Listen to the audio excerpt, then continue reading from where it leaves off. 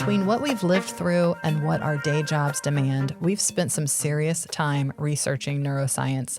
The pattern we keep seeing is the way we think shapes the way we behave.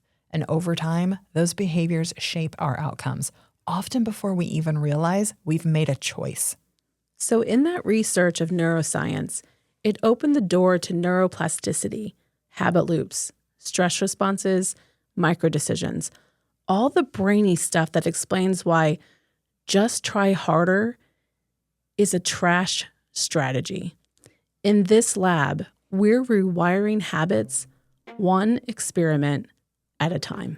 Welcome to I² Lab.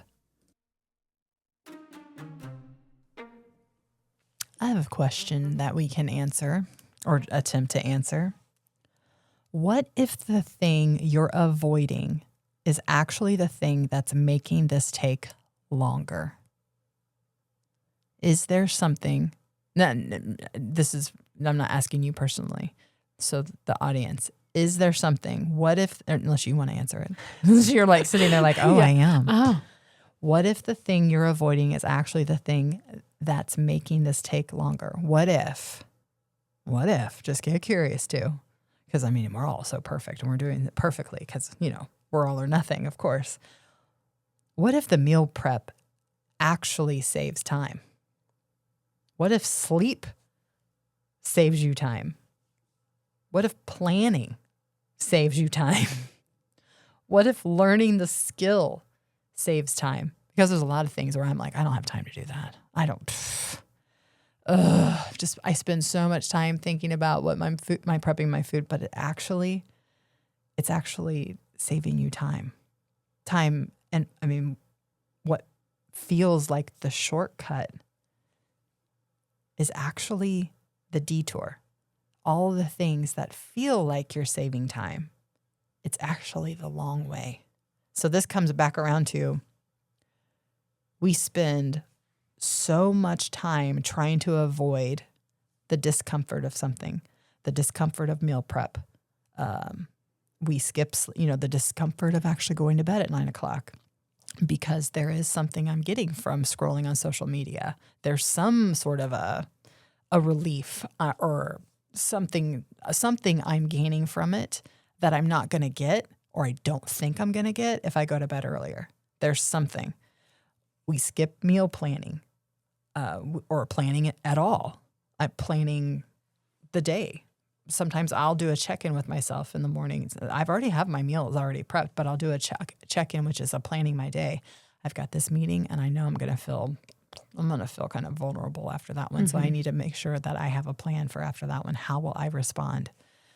We chase like the quick fixes. How many times have we like, ooh, I bet that one pill's really going to work this time, or this one food plan is really good. This is the secret sauce. We choose convenience. And while it feels like we're saving time, like that is it, this is the thing, we're actually borrowing time from our future selves.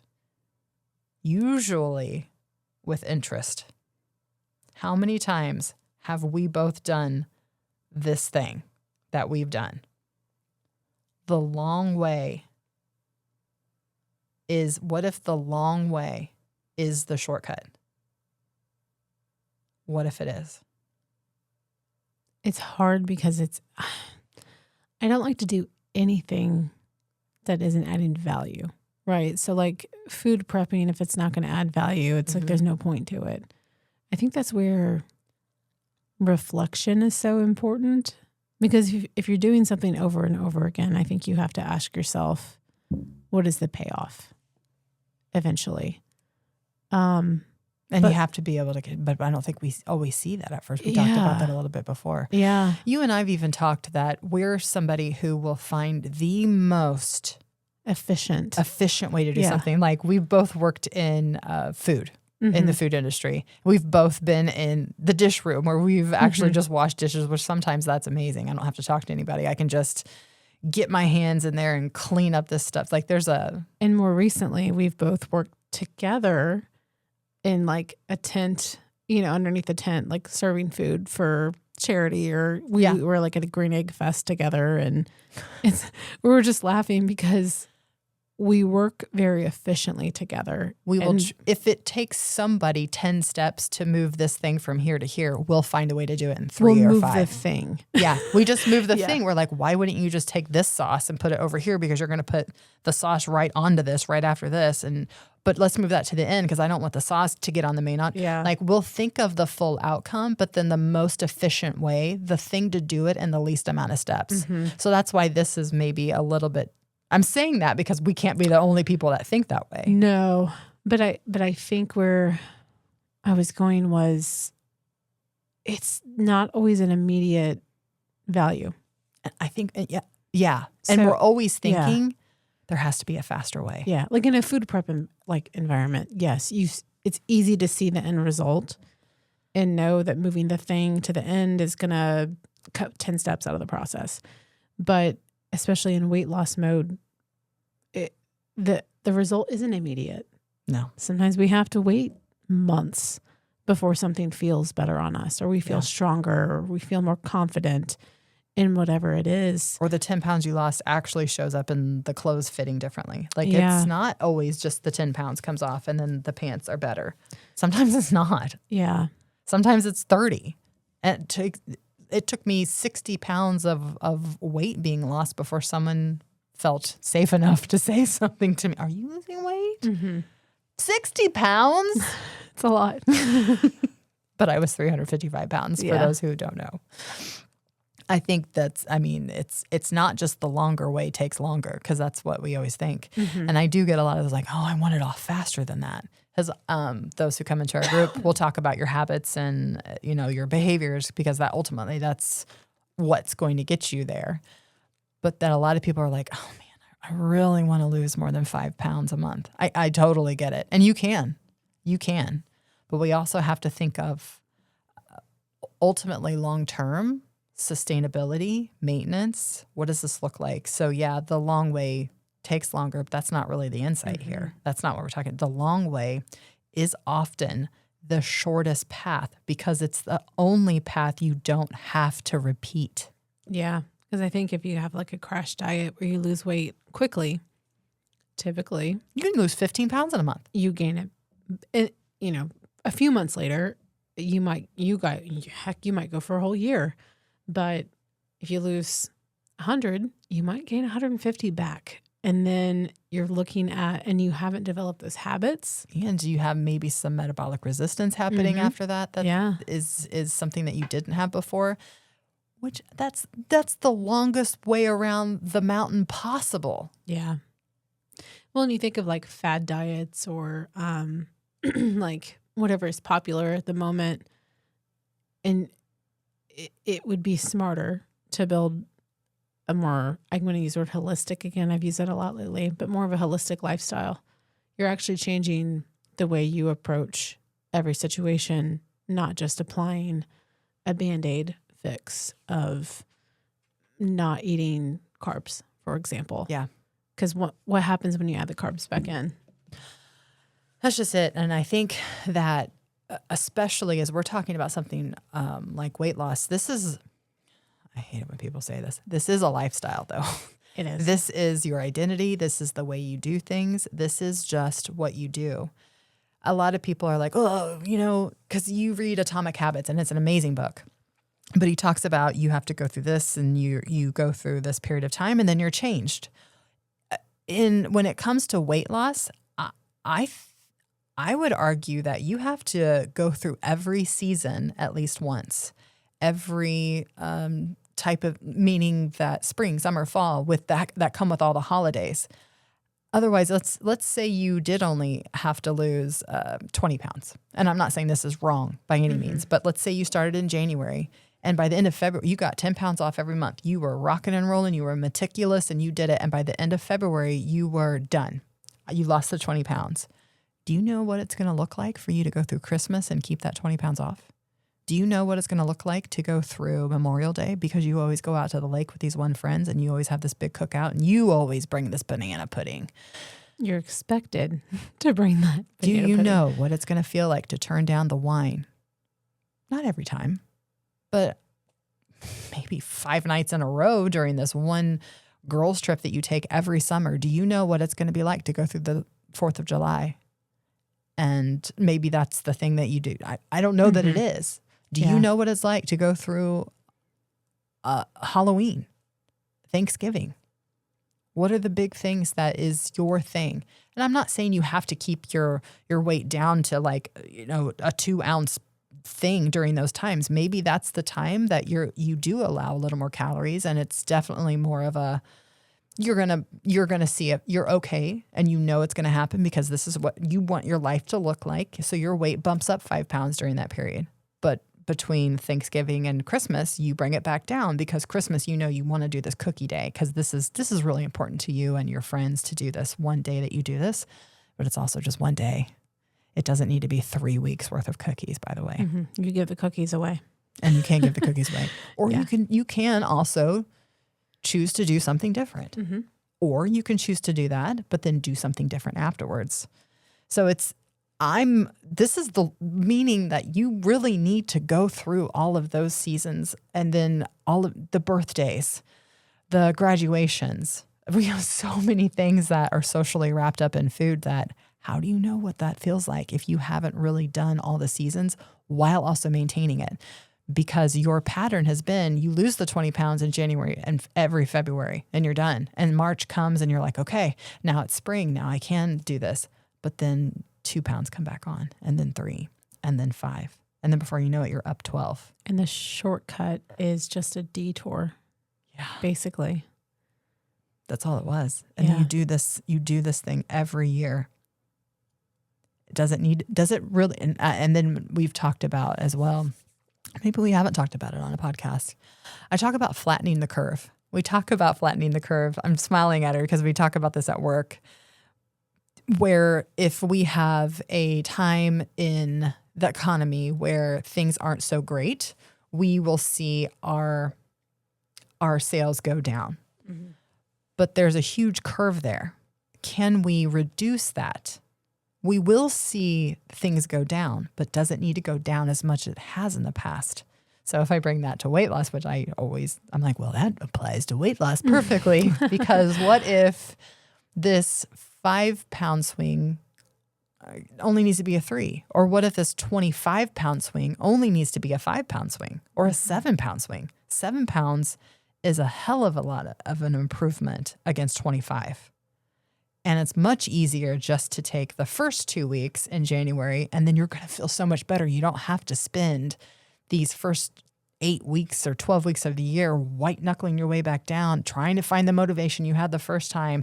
Oh, I got to get all the food together again because you let everything go off the rails. What if your time during that holiday period didn't look quite the same as it has in the past?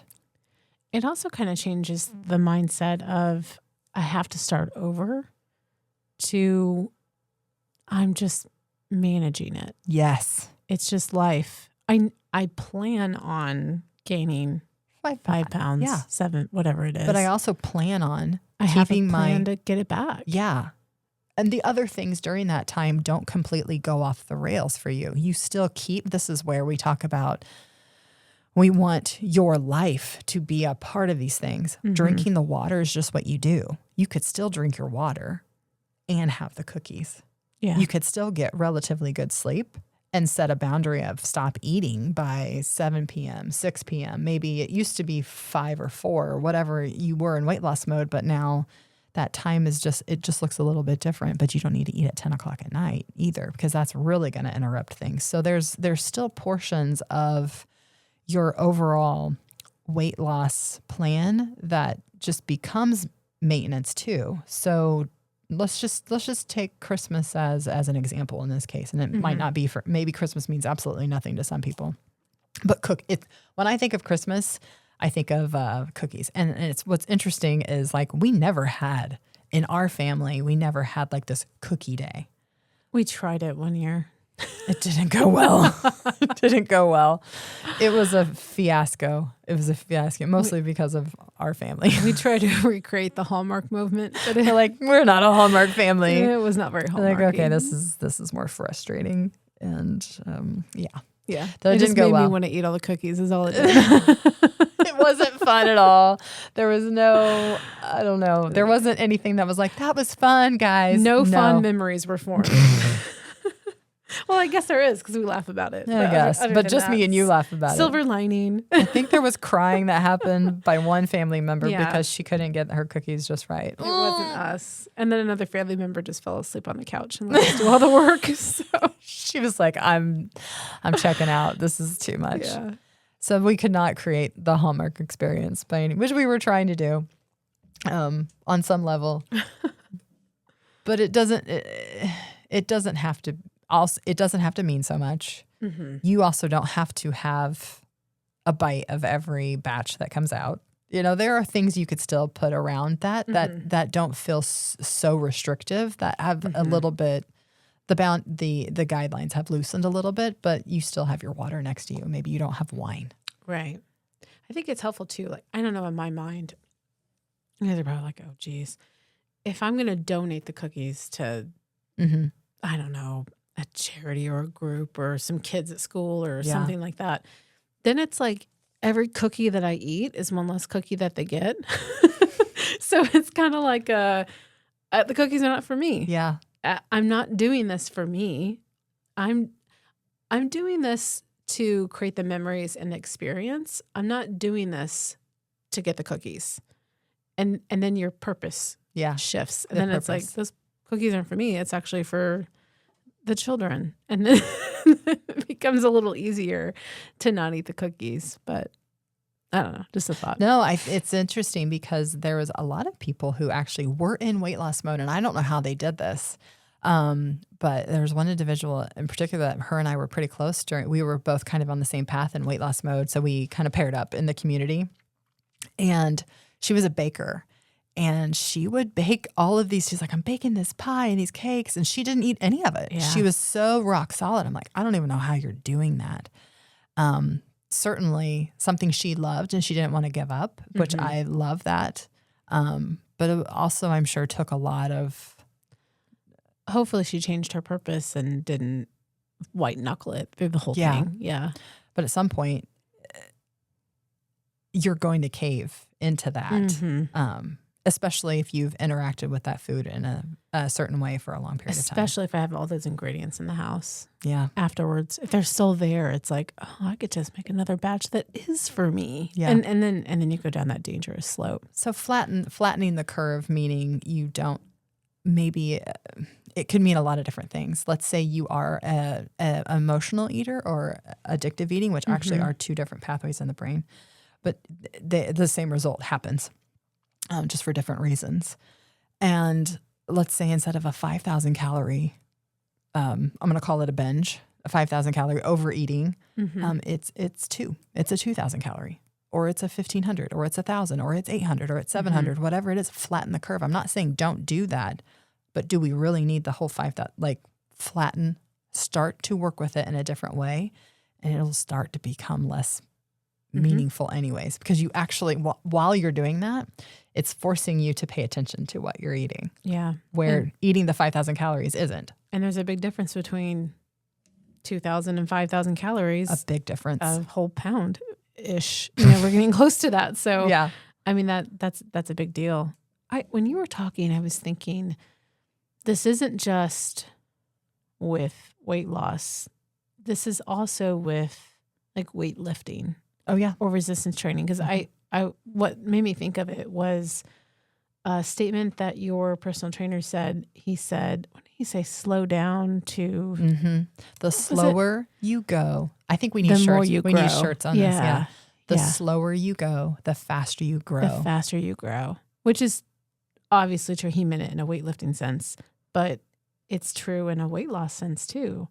The slower we go, the faster you grow. Yeah. Because you actually get to slow down and turn to things, show yourself the evidence, get curious to things in a way you hadn't before, where you were just like, I'm just head down, blinders on. And I'm not saying, I said that a lot during weight loss. I'm like, I'm just head down, blinders on, meaning I would just almost disassociate with what I was doing, but I was just eating the food and drinking the water and getting the sleep. I was just eating the food, drinking the water, getting the sleep. And I was just doing the same thing every day. You were getting your reps in. I was getting my reps in.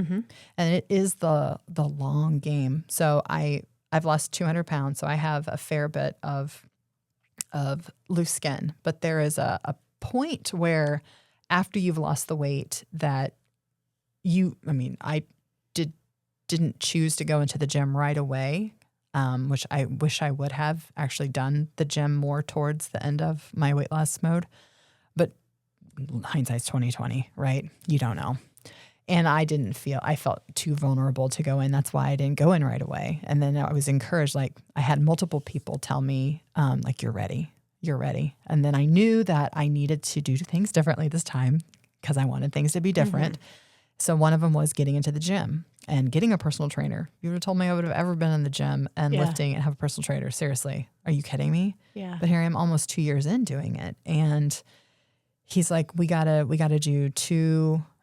do more than that. He goes, but the first 2 years is just going to be, the first 6 months is just going to be this, which is just you learning how to move your body with these weights, what the form is, what kind of muscle are you thinking about when you're doing this one move? Because that's the activation you want. And then it's mind and body connection, which is it's like a whole different interesting piece of weightlifting. He's like, and it's the long game. And I think that's what weightlifting has taught me the most about this journey too. Not even about weightlifting, but it's not about you screwing up and having the pizza on the weekend, because the next weekend's going to come and you're going to still show up to the gym the week after you have the pizza, even though you don't want to, because you don't want to show people that you didn't do all the things that you were supposed to do over the weekend. Not that anybody's really, not when I show up at the gym, people are like, oh, she must have had a pizza over the weekend. Nobody knows.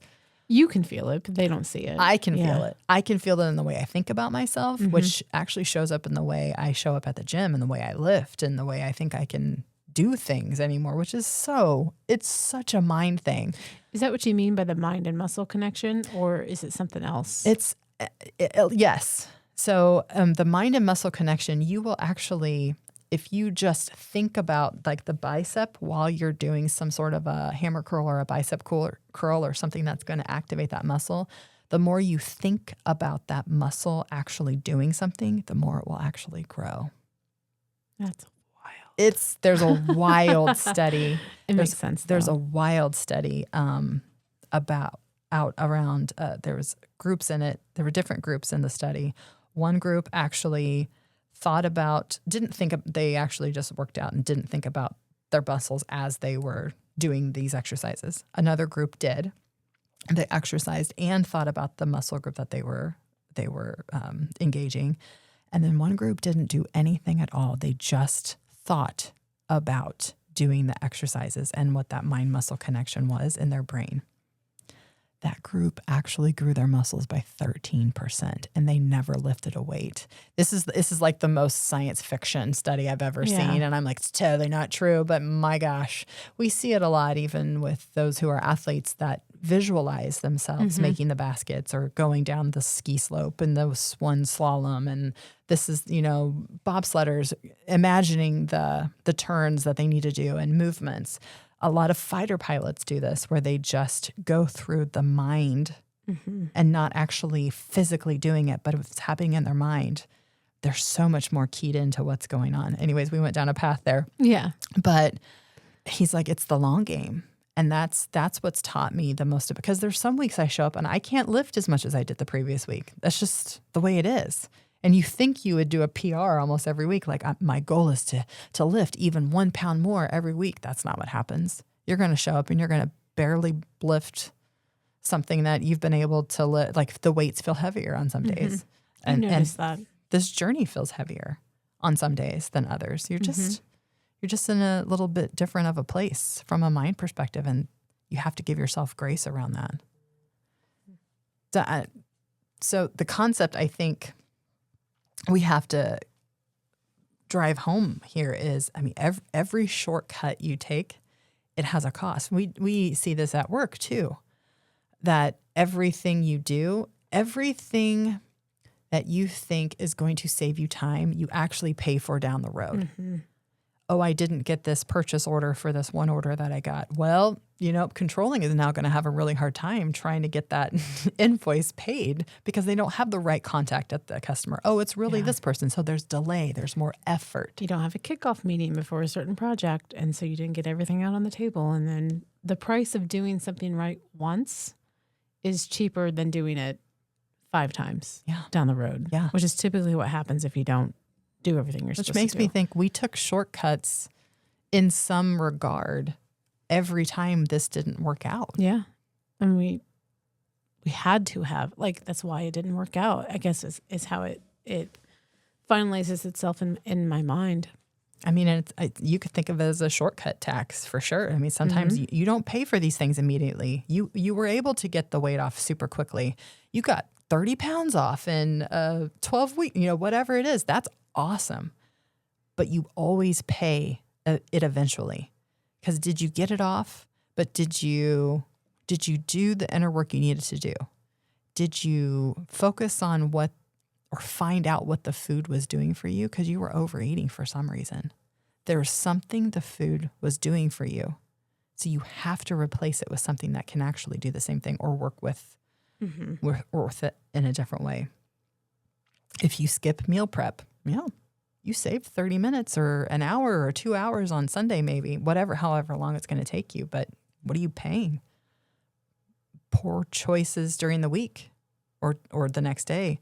Drive-through stops, decision fatigue, because now you have to figure out what you're going to eat, where you didn't have to do that before. If you took the time once to do it, the rest of the week would have fell into place. And maybe it ends up in you actually going off plan for 2 or 3 weeks, and then you have to restart later. There's a payment that you have to pay. What if you stayed up late? Well, I was able to watch more dog videos or cat videos, and that allowed me just to de-stress. I just need this to de-stress. And that was just 1 hour. So you gained it, but the next day you had lower energy. You were actually more hungry because you didn't get enough sleep. You have worse regulation potential, less productivity. I'm not even I can't even think super well in some of these meetings. And what if you skip the workout? Or skip the movement. It doesn't have to be a full workout. I gained 45 minutes. I didn't have to go to the gym for an hour or whatever it is, but I've got lower energy. I actually don't have as much trust in myself.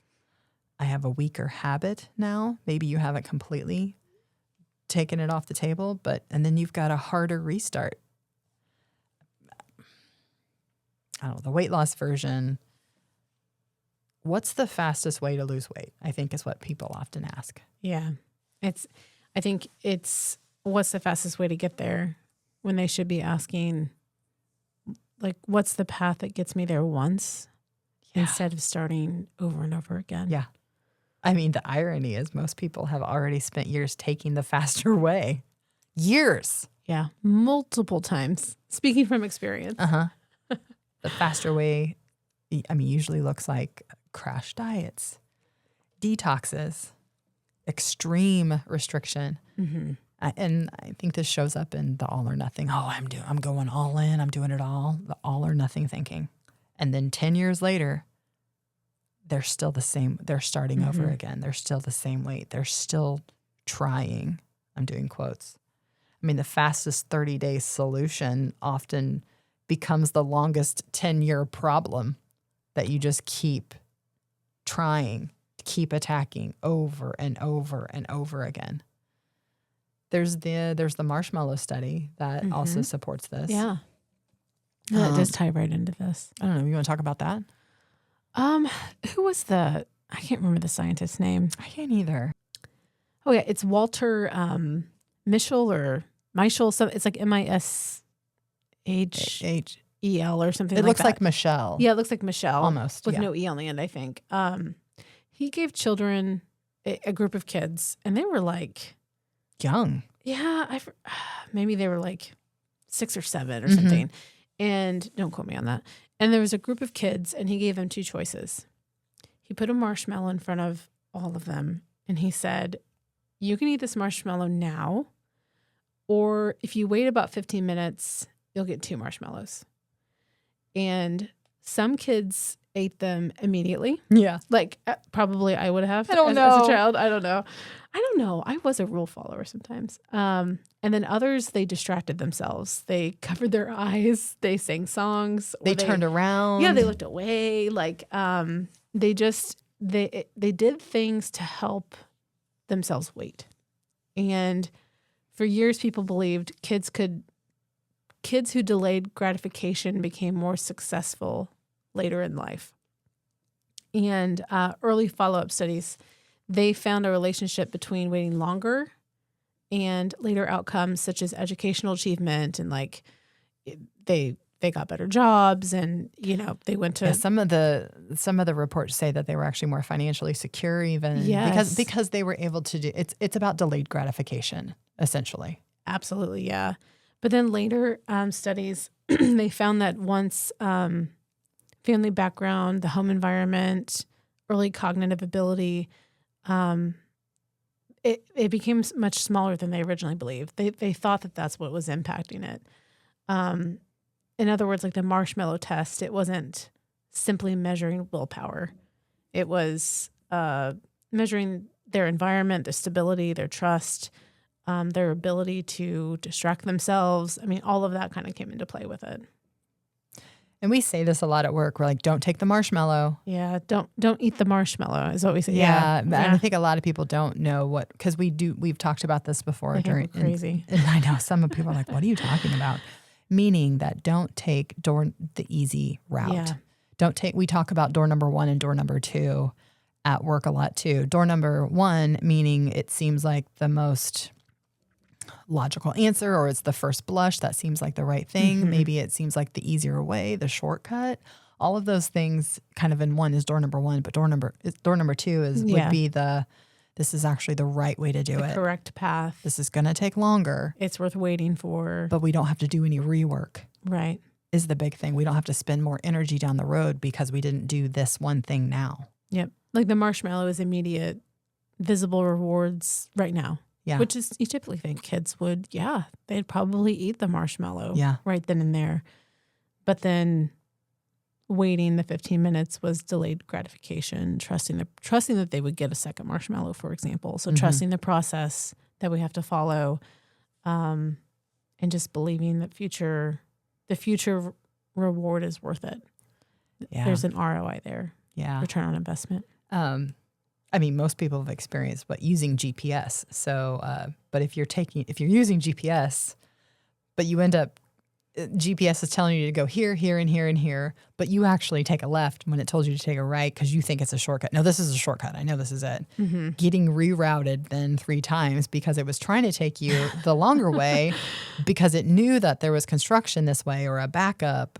You're saving nothing. Yeah. Nothing. Meanwhile, the original highway route would have gotten them there faster. Actually, last night, I have a story about this because last night was the fireworks in Franklin. Mm-hmm. And Franklin's a very small little hallmarky town. And we don't live very far from town. So we were like, this is no big deal. But 31, it's not big, but it's kind of the main thoroughfare off of Franklin where people would use to get home if they don't live in Franklin. It's under construction, so it goes down to 1 lane. So we were just sitting in traffic. Mm. And we knew the shortest way home was just to sit there. And this is where it's maybe I'm kind of backing myself into a corner here. If we just got to this one light, then we could take a left and it just takes us right home. We were probably, 100, 200 feet from that light, but we weren't moving at all. So while that felt like the shortcut, we actually weren't moving. So we ended up taking a left and taking the back roads home, which we were back home in 7 minutes. But if we could have not been stuck in traffic, we would have only been home in like 2 minutes. Right. So while that looked like the shortcut, it wasn't the shortcut that time. Yeah, I think if I want to back you out of the hole. Am I in a hole? if you even are. If you didn't know all those roads, and let's say it was your first time in that area, so you took the shortcut to get where you were going that day. Because I only knew that as my way home. Then you would always take the 7-minute path and not the shorter path because you wouldn't even know that it existed. You wouldn't know that that was the right shortest path. Interesting. Is how I'm equating it. Interesting. Yeah. I mean, weight loss is the boring route. It's sleep, it's protein, it's moving the body, it's planning, it's consistency. It feels slow, but it rarely requires all the rerouting, all the starting and stopping over, all of the, but this weekend's the birthday party that I really want to do. And I just don't want anybody. This is how a shortcut could show up, though, because I think we need to talk about this, that a shortcut should show up as, I don't want to feel uncomfortable at this birthday party. I don't want to turn down the cupcake. Sometimes that is the shortcut. The long way is going through the hard parts of this process at least once or twice to know what it feels like to say no to some of these things because you've never said no to them before. I'm not saying you have to say no to the cupcakes at all the birthday parties ever. Right. That's not it. I think you should experience it once or twice and see what it feels like. I think you have to, or you won't know how to navigate that at some point. Yeah, because you'll have to navigate it at some point. If not a birthday party, a retirement party, a graduation. There's all those situations. It puts you in the same situation. I just said situation, but you have to know what it feels like. It's the same decision. It's the same process. Yeah. And it also keeps you rooted to what you're after. Yeah. And knowing that, okay, this is what I want to lose 10 pounds this month. Yes, that's the ultimate goal, but I have this dinner, I have this graduation, I have this birthday party, I have this thing I got to go to. My life is so full right now. It's a little crazy. I'm just going to start in August when things aren't so crazy. But in reality, you could have still lost maybe 5 pounds instead of 10 pounds. Exactly. And you would have gained trust in yourself that you the evidence. The evidence to show that you can do these kinds of things. It's successful people aren't avoiding discomfort. You're going to have a little discomfort if you're going to be successful in anything. Take weight loss out of it. If it was easy, we'd all just have all this success all the time. I mean, you're trading short-term comfort for long-term ease. Most people think discipline creates a hardship. I mean, actually, discipline often reduces the hardship. I mean, we talk about this too. Discipline equals freedom. Yeah. It simply shifts it forward, ultimately. The shortcut mentally asks, how do I get results? How do I get these results? I just want to be down these 15 pounds. How do I get these results quickly? We could get it off you really quickly. The long way mentally asks, who do I need to become? And this is where that identity layer kind of comes in. But one pursues an outcome, which I'm not saying that's not what you should be pursuing, but you also have to pursue what kind of person am I becoming here? The other one actually is developing your capability around this. Yeah, that's a big, because you can skip steps, but you can't skip development. That's right. It's going to take time. It's going to take time. So the slower you go, the faster you grow. Yeah. And in the gym, Mike was equating it to really focus on moving slowly with form, because that's what's going to, so the slower you're actually going with the weight and doing the instead movement. of just quick reps over. Yeah, because I was just banging them out. Yeah. He was like, no, I want you to go slow all the way down. When you're doing these sumo squats, it's about the eccentric, and you have to really focus on it. And I'm like, oh, this is harder than banging them out. And it is harder. So I think that's the other part we have to talk about here. It's harder to go slower. Oh, yeah. In the moment. But once you're there, you've built all of the habits. You've gone through all the scenarios. You know what it's like to say no to this and that. Especially when your brain is most likely working against you. Of course. Because your brain is lazy, so it wants to find efficiencies. It wants to go fast. It wants to get things done as quickly as possible. There's immediate reward there. Going slower in the gym with the weight it's more uncomfortable for me. It's harder on my muscles, which is what you honest. The long way feels longer because you can see every freaking step and you feel every pain point, and it's hard. The shortcut feels shorter because you can't see the bill isn't coming to be paid yet. Mm-hmm. Mm-hmm. I mean, every shortcut eventually asks for repayment. That's just it. It's just, how is that going to show up for you? Is it going to show up in you just being 10 pounds up again at the end of the summer when you really wanted to be 20 pounds down? That's a 30-pound swing. Mm-hmm. The long way is often the shortest path because it's the only path you don't have to start over. Faster isn't faster if it doesn't last.